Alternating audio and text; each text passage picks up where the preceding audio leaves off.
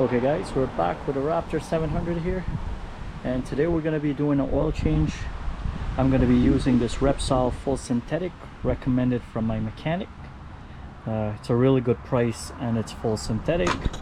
It is recommended for this bike, which is right at the back here, right here. That's the rating, and I got the high flow filter, and I believe this is the one recommended from Yamaha for this bike. So I'm just going to give you a quick thing what we're going to be doing here. The first thing, I believe I'm going to be draining the reservoir, the oil reservoir on this bike, and the bottom, pretty sure there's a bolt there, not sure what size it is yet. Okay, it's right there. I believe it looks like a 12. We'll confirm that when we do it. So I'm going to drain that out and obviously open the filler cap. Then I'm going to go underneath, and there is right there this big screw bolt right here. We're going to take that out and drain the oil, which is the oil in the crankcase. And then I'm going to open this as well to get the everything flowing. And this is our oil filter. Just going to open these out, take it off, and replace the filter, and then we'll just fill it up. So stay tuned. Okay guys, so we're gonna start it up. We're gonna make sure she's nice and warm.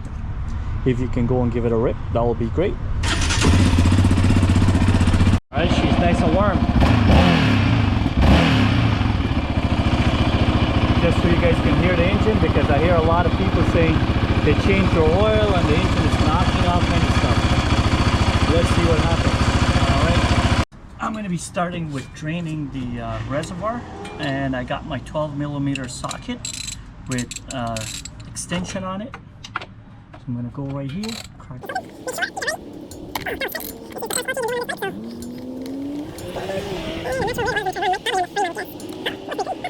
No leaks, no spills.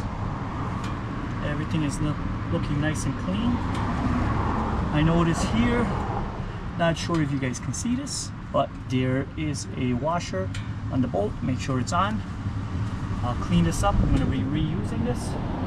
Oh, nice. The oil is pretty much drained out, so we're going to close this back up. And this is the 12mm socket. I'm using it with the extension.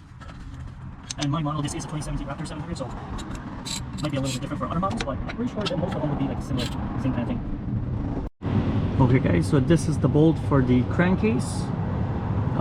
This one is, I believe, 1360. I'm going to try to see if I can hold my camera or set it up here where I can work on it and you guys can see it. Hopefully I can get that. Okay, I'm hoping you guys can see this. The socket is right here, and this one is 1316.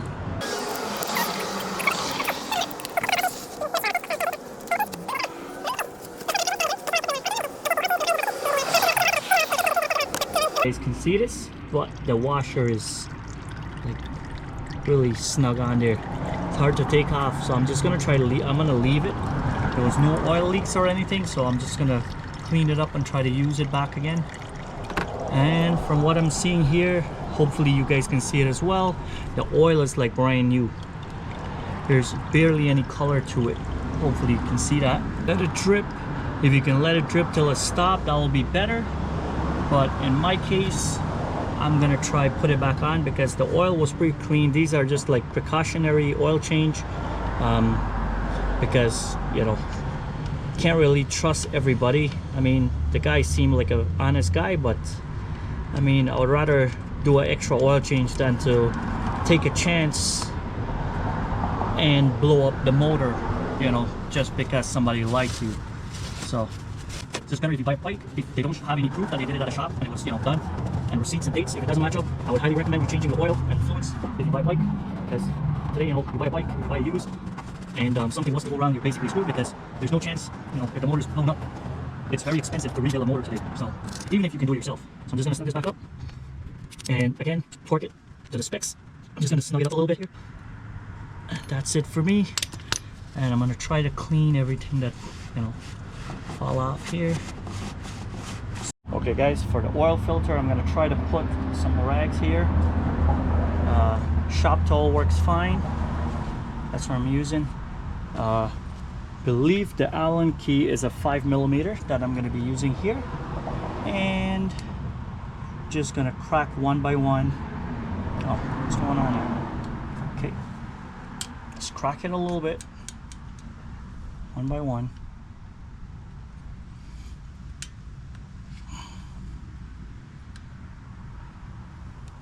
Not sure what's going on here. Maybe there's a little bit of dirt or something in there.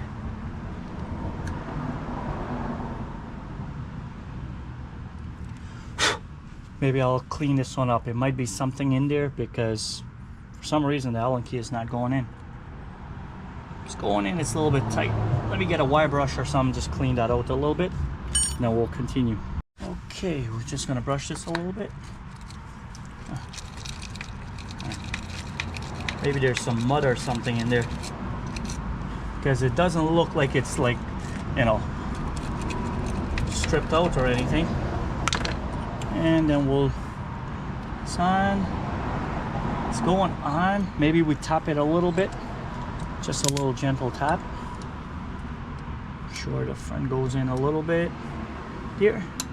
Give it a little tap, and you want to make sure that it's seating all the way, because that would definitely strip it if it's not all the way and you try turning it. And there we go, cracked it open.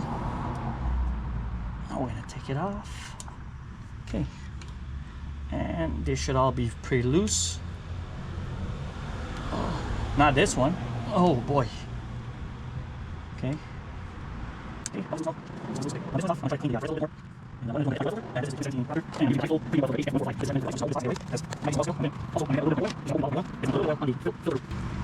Here around the rubber seal, around both of them, mostly this one, so it goes in there and it will be nice and lubricated, not stuck for the next time. So I'm just going to open up my oil.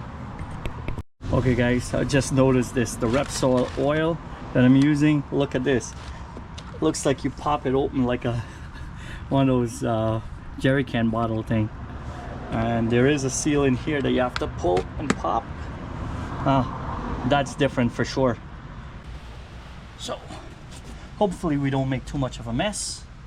And I can also see that the bottom bolt, it looks a little, here looks a little bit bigger than the other two, so just put that aside.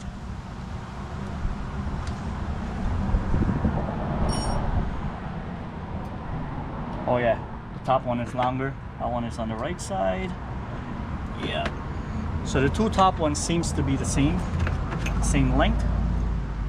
These are the two top one, and the bottom one is the short one, and it's a little bit more bigger.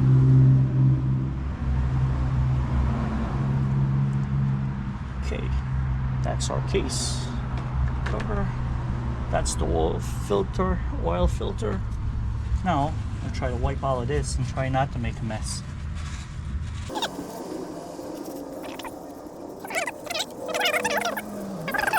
As you can see there, you want to make sure that this seating is pretty clean, because that's where the rubber goes in. The oil seal rubber for the filter here, that's where this is going to be going, right in that hole in here. So I'm going to put a little bit of oil on my new filter. Yeah, and this one can only go one way because it says oil filter, so this would be up. And just like so, just twist it a little bit left and right, put a little bit of pressure. Okay,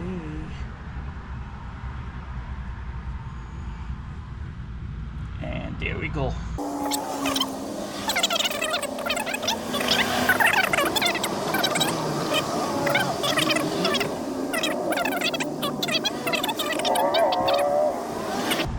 We're gonna snug it up, just snug, and I'm gonna wipe out my oil here. Not gonna tighten it yet.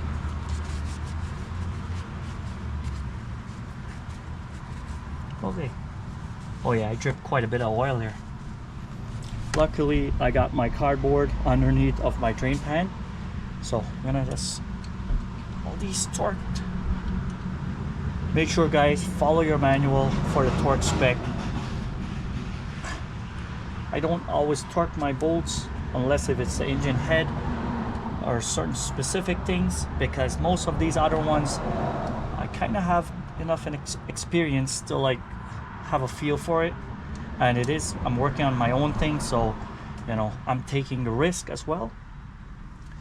But if you're not experienced, I would say go with the torque spec. You cannot go wrong. Okay guys, so if you got your oil filter in, make sure that your oil reservoir drain plug is in and your drain plug on your crankcase. And for me, I got the Repsol oil, but I got the Yamalube bottle just to use for measurement. So I got 1 quart in here, and we're gonna fill this in the crankcase right now. And this is one, I'm not sure why they're making the bikes these days so complicated for oil change, because I did the RMZ 450 and I changed the oil, I changed the filter, I put in the capacity of oil, the amount of oil that's needed in there, but then I realized there's 2 strainers as well that I had to clean, and I figured that out, you know, while I was looking up for some other stuff. And obviously I had to pull it out and clean it. I also gonna be posting that video soon of the oil change. And also I was looking at some videos for this one here. I seen people, they're saying different things and recommending different oil. A lot of people are saying not to use the Yamalube oil. I'm not sure why that is. I only went with the full synthetic Repsol because it's actually very inexpensive. For me, I'm getting the 4-liter bottle for $59.99 in Canadian dollars. And my mechanic, he mentioned a lot of good things about this oil, so I'm like, you know what, I'll give it a shot. And it's recommended for the bike.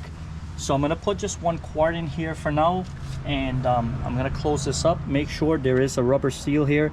If it is damaged, please replace it. For mine, it is fine. And make sure on top here that you wipe this down. I already did on mine, and just snug this up. So what I'm gonna do, I'm gonna put 1 quart here in the crankcase, and the next thing what I'm gonna do when I fill up the reservoir, I'm gonna measure out another quart as well. Snug. I'm gonna measure another quart in here, and I'm gonna put maybe about halfway and basically check the dipstick on the reservoir and go until it says it's full, and then we're gonna give it a little fire up and see what it says. So we'll see that whatever everybody is saying, I'm not sure why there's so much difference. Some people are saying less than 2 quarts, some people are saying 2 quarts, which is not too bad, but there's other people saying almost 3 quarts. So it's very tricky, and I'm not sure why that is. And if you guys notice, I just want to kind of like ask a question. I'm not sure. So if you were to put oil in here, and let's say it's lower, and you put the right amount there in the reservoir, when you start that bike up, when everything is flowing, would it have the right amount of oil here and then lower the amount in the reservoir? If you know that question, please comment and let me know down below, because I'm still curious. Because let's say I did put a little bit less oil here and that one is on the full mark, and I started up, if this one, if it works like that, and this one would fill up to the right amount, and then the difference would be on the dipstick, then it will be pretty easy. One start up right, you check the level, and you'll just fill the reservoir to the right level, and I guess the bottom and top would be on the safe side, if that's how it works. I'm not sure how this one works. Every different bike, I got few different bikes, and they're getting more complicated by the day. So if you guys know the answer to that question, please let me know down below. And now we're gonna go over to the reservoir and fill up some oil there. Okay guys, so I'm over on the reservoir on the left side, which is the shifter side, next to the reservoir. We're gonna just wipe this dipstick, and just gonna wipe here quickly, just around here. Take out, actually there's quite a bit of dirt or oil buildup on there, and So I already measured out another quart in my bottle here, and I'm gonna put some oil in here. I might put just a little bit and put the dipstick in just to gauge it. It is the first oil change, and like I said, there's too much different information out there on forums and YouTube, and you know, just gonna put about half of this. I will check the oil level with the dipstick, and if everything looks good, we'll give it a fire up. I mean, at least if I have a quart and a half at least, then I'll consider firing up. If it's less than that, I probably not fire it up and recheck everything, make sure that I didn't, you know, miss a step or something. So our dipstick is dry. Just gonna put this just to check it, and it's barely on the bottom here, but we're gonna screw it in all the way, check it. I know some people say just dip it, some people say screw it, so I'm doing both.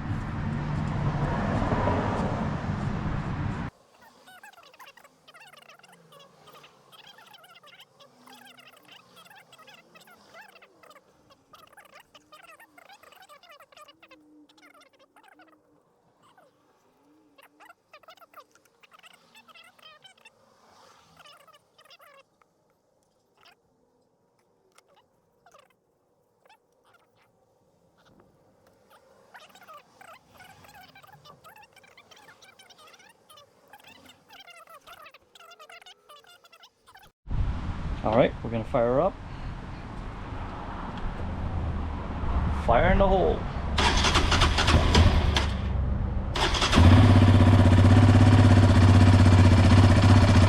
I'm not gonna run it too long, just a little bit, and then we'll check the oil level again.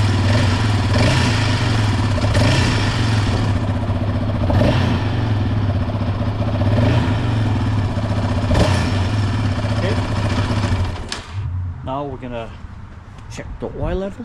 Let's go back over here, and we're gonna check the dipstick.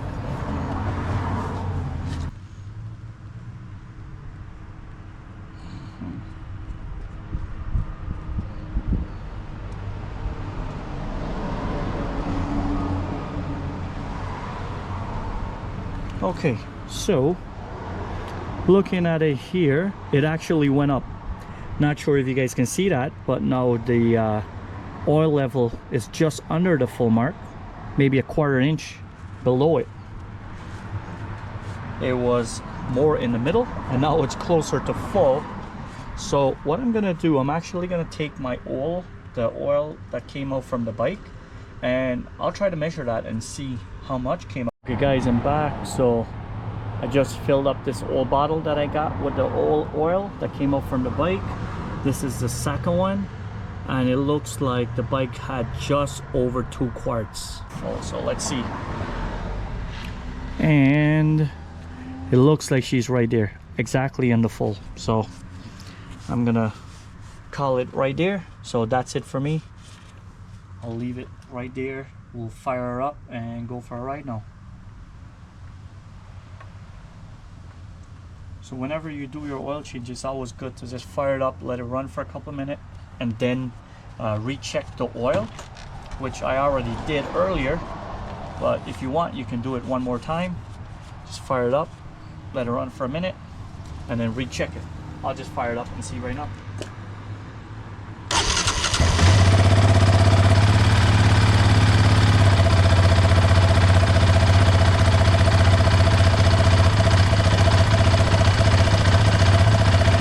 Bike, the oil in the engine just run back down.